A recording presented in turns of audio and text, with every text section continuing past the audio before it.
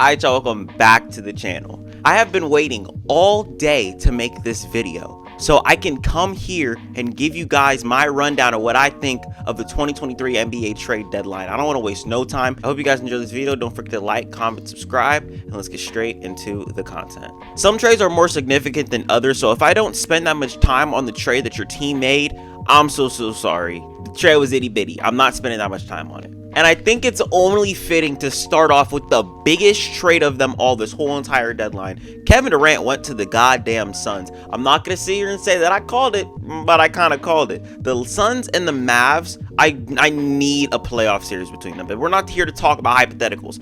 Okay, so the Suns basically ended up giving up Mikal Bridges, Cam Johnson, Jay Crowder, 4 unprotected first-round picks, and a pick swap for Kevin Durant and TJ Warren. And honestly, when you think about it on paper, this team is literally a championship contender. I thought that their window was closed, bro. I literally was on this channel saying, oh, the Suns are a 7 seed. I'm closing the window on the Suns. The Suns are frauds. I made an actual video about that. But now they have Kevin Durant, and that automatically puts them in championship contention. But some of the flaws that this team now has, now that they're missing Cam Johnson, now that they're missing Mikal Bridges, now that they don't have Jay Crowder, which Jay Crowder wasn't even playing anyway, so it doesn't really add to your depth. But they have no depth. And now that you lost Mikal Bridges, you got no defense. Where are you going to find it? I personally thought that the Suns were going to make more moves at the trade deadline. They didn't. But when push comes to shove, when you need some defense on the damn court during the playoffs, who the hell are you going to go to? Because you can't go to Kevin Durant for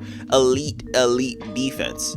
You can't go to Chris Paul for defense anymore. Bro's one fucking leg injury away from being a stay-at-home dad. And then you got Devin Booker. You know he ain't playing no damn defense. And then you got DeAndre Ayton, big week. You know the man's not giving you defense on a consistent basis already in the regular season, so you can't expect him to do it in the playoffs. So now you're going to have to turn to the guys off your bench. And Cameron Payne is not giving you good defense every single night. He's not. So that right there is a concern in its own. However, you got Kevin Durant, you got Devin Booker, you kept Chris Paul, you kept DeAndre Ayton, and you're basically in the playoffs, you're going to be running a 7 to 8 person lineup. So try to outscore everybody, but the defense is definitely a concern. However, I do think the Suns are the second team to win the trade deadline. But the first team and the winners of the deadline, if you ask me, are the Los Angeles Lakers, man.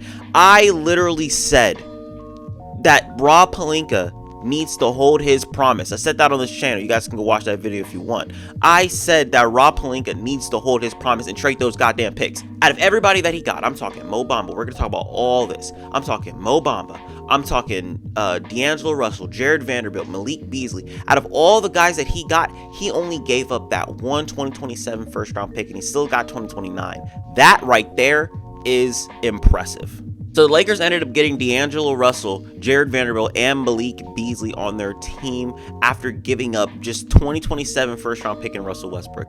That right there in itself. Oh, they also gave up Damian Jones, and they also gave up Juan Toscano Anderson, but they don't get minutes anyway. They don't matter. So what this Lakers team needed was just a body. They just needed somebody who would come in and give them good production, and they ended up getting Malik Beasley. One of the biggest things that the Lakers have been struggling with this season, as you guys already know, is three-point shooting. It's been really fucking bad. I think they're shooting like 32% on the season. So adding Malik Beasley to this team who is shooting at like a 37 to 40% clip on the season is really good. Not to mention, I mean, I would say that he's a semi sort of good defender. People would say otherwise, like, oh, he wasn't a good defender since like 2019. I would beg to differ. I think that he is semi sort of a good defender. However, Jared Vanderbilt, bro, Jared Vanderbilt is going to crash that glass like nobody else can. And that is exactly what this Lakers team needed. I'm pretty sure he's going to be playing backup 5.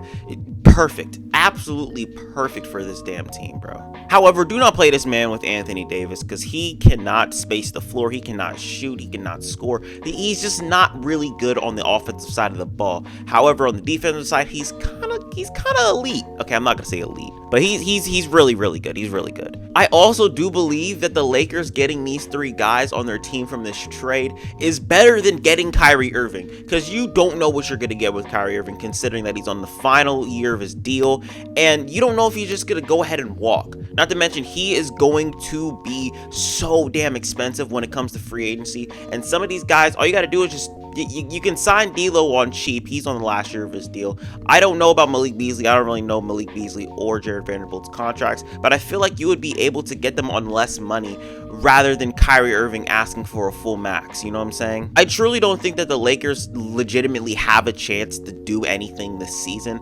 Maybe they can make the plan. I believe that their ceiling is making the plan, probably first round of the playoffs, losing in like 5-6 games. However, I really do think that next year this team will be in the playoffs. I mean, there's no way around it. This team is probably going to be like a 4th seed, 5th seed next year, 45 wins, somewhere around that realm. But I do think that this team is really, really good. I think that this is a big step for Rob Pelinka, LeBron James, AD, and the Lakers. However, for Minnesota, they ended up getting Mike Conley. I think that that is a really good pickup as well as Nickeil Alexander-Walker. I don't really know what his role is going to be on this team, but I do like the Mike Conley pickup. People probably aren't going to like the Mike Conley pickup, but I do, because the way that Mike Conley plays the game of basketball is exactly what the Minnesota Timberwolves need.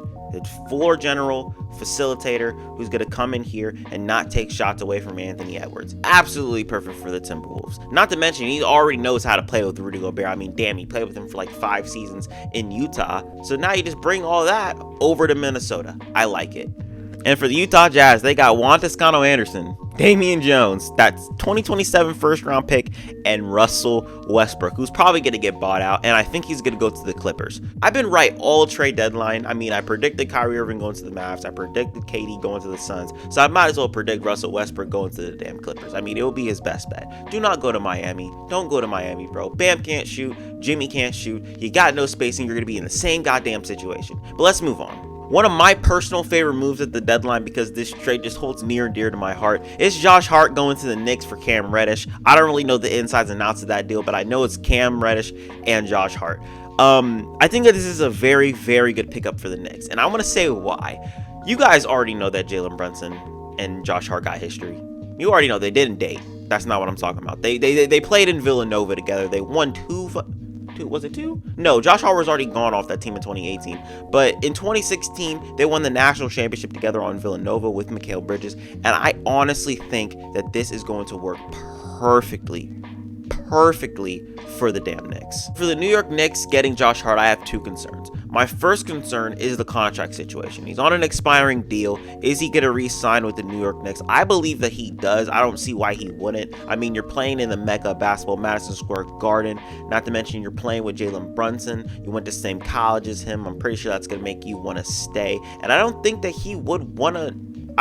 I don't think that he would not want to be on a team-friendly deal to help the team out. You know what I'm saying? It's the kind of guy that Josh Hart is. Unless he's asking for like 18 mil and there's something that I don't know. You're not getting that, bro. Just ask for a smooth 10 mil and you'll get it. And the second thing is with Josh Hart, the man just forgot how to shoot. When it came to Damian Lillard going down last year, Josh Hart got traded over and he was electric. He was shooting 37% from 3 when he got there. It's all the way down to 31% now. I don't know what the hell happened. Hopefully he can find his niche in New York, but I like the trade. I like the trade. I don't know what the fuck Portland's doing. This move makes no sense for me. There's another move that Portland did that makes no sense for me as well. I don't know what they're going to do with Cam Reddish and how they're going to utilize him, but I hope they give him some consistent minutes and some consistent run so this man can actually stay on a fucking team. He is way too talented. Way too talented. Here's another thing that confuses me. The Toronto Raptors ended up sending Khem Birch a first that's protected and 2 seconds for Jakob Poeltl, which means that they're not rebuilding. I do like the pickup for Jakob Poeltl, and now that they're not rebuilding, we can see what this team can do. However, every single team besides like 3 made a move that significantly put their team over the edge. Not to mention OG Anunoby has 2 years left on his contract. You got Gary Trent Jr. who's on it expiring. You got Fred VanVleet who's on it expiring, and neither of them got moved. So now I'm sitting here like, are you just going to let them walk? What the hell are you going to do with them? Fred VanVleet and Gary Trent Jr. are 2 players that you do not want to let walk for nothing. They're like the prime example of that. And I mean, I don't know, bro. Masai Ujiri, you know what you're doing, but I don't think that this is the right move, bro. I just do not think that this is the right move. I think you should have just went ahead, rebuilt, and called it a day. I do like the Jakob Poeltl pickup, though. I'll give you that.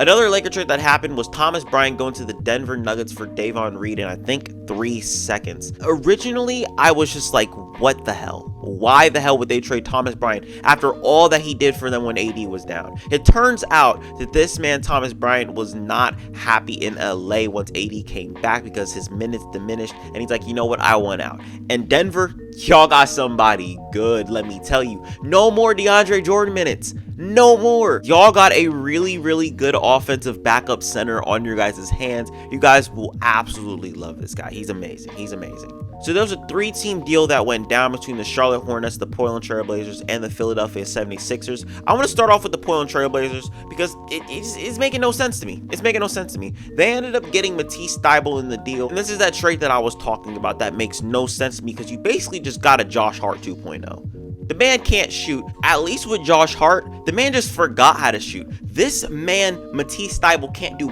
anything. I'm telling you, he cannot do anything on the offensive side. However, you're getting a really, really good defensive piece.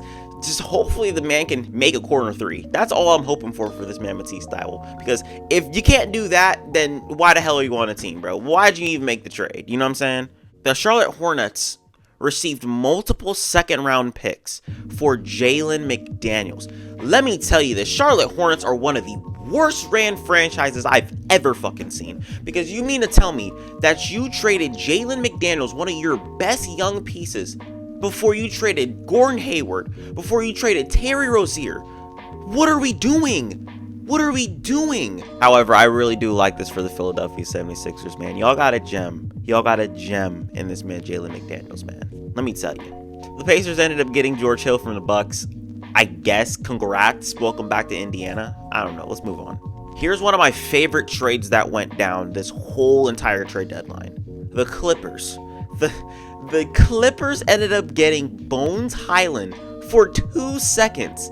That right there, ladies and gentlemen, is what I like to call a steal. The way that Bones Hyland plays will fit absolutely perfect on their bench. I don't know if he's going to be on the bench. I don't know if he's going to be starting. However, if it's either or, I think it's perfect for them. I think it's perfect. He's not giving you anything on the defensive end, but on the offensive end, he is that guy. He's him. He's him. As for the Denver Nuggets, I'm pretty sure you could have got more for this man, Bones Hyland, but you had to get him off the team because if him and the coach ain't seeing eye to eye, then just ship him out. Just ship him out.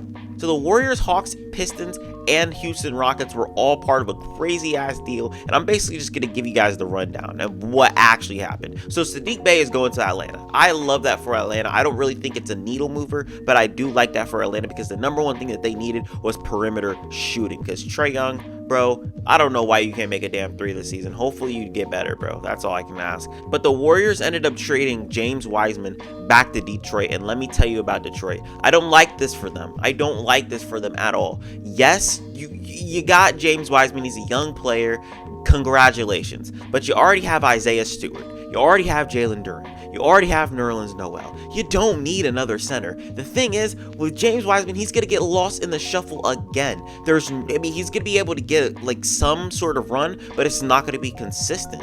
It's not going to be consistent, and you do not need another guy who can't shoot the long ball. You can't get another guy who's not going to give you any defense whatsoever. He's going to be predominantly in the post. You don't need another guy like that, so why the hell did you get him? And plus, you guys already have Marvin Bagley. Like, what are we doing? What are you guys doing? The Clippers, man, the Clippers really do know how to make moves when it comes to the trade deadline. They ended up bringing back Eric Gordon from the Houston Rockets. This was another multi-team deal. The Grizzlies sent Danny Green to Houston in that deal as well.